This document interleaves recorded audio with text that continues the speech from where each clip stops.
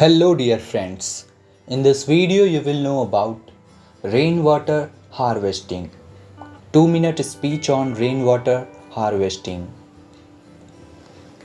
Good morning everyone. Today I am going to deliver a speech on the topic of rainwater harvesting. Rainwater harvesting is the process of collecting and storing rainwater for future use. It helps conserve water, especially in areas where water is scarce.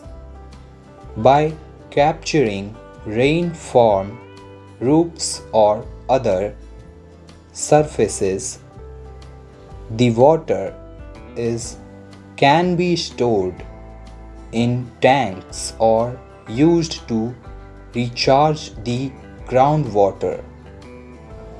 This helps reduce water wastage, saves money, and supports the environment by ensuring a sustainable water supply.